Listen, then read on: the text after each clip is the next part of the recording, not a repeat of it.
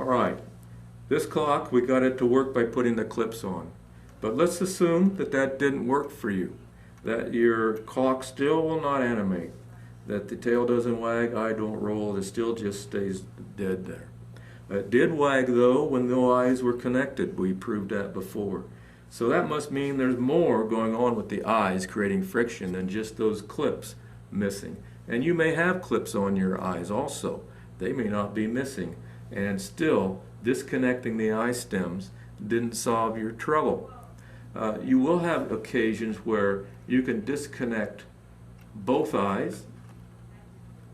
We'll get into that here, a scenario where you disconnect both eyes, the tail wags just great. That's good. That means we got full power, but the eyes are in trouble. Now we want to isolate which eye is giving the trouble. That goes back again by only connecting up one eye stem at a time. We use a process of elimination here to see if we can figure out which eye.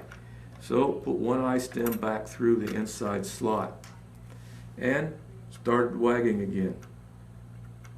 It may wag, that's good. Alright, that says that eye is okay. Let's try the other one. And you do it, and you try the other eye, and it works.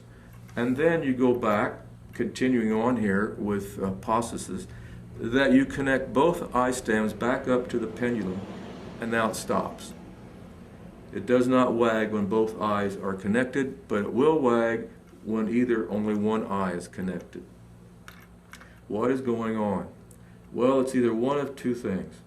We got a power problem with the movement here is getting low power, or it's still one of these eyes, or it could be both. Well, I'm going to assume that's still the eyes, and I'm going to go deeper into troubleshooting these eyes than just taking the clips off. I'm going to actually remove the eye out of the clock to be sure we're getting fully in there to remove anything that would cause friction.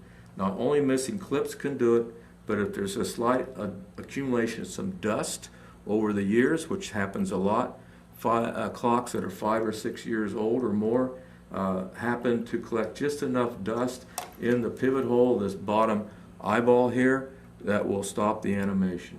The only way you can really clear that out is to remove that clip, blow in there real good, and put the clip back on.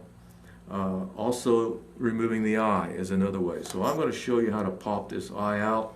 Firstly, you should have the stems out of the slots. That gives you better access.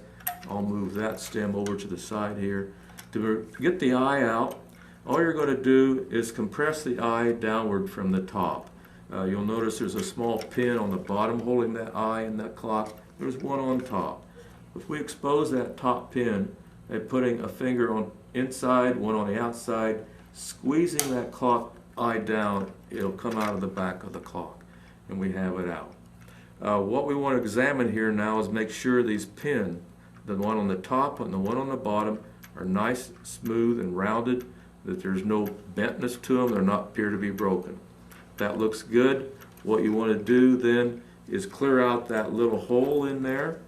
I would get a toothpick once we get that clip off and put it down in there and ream that hole out in that bottom shelf.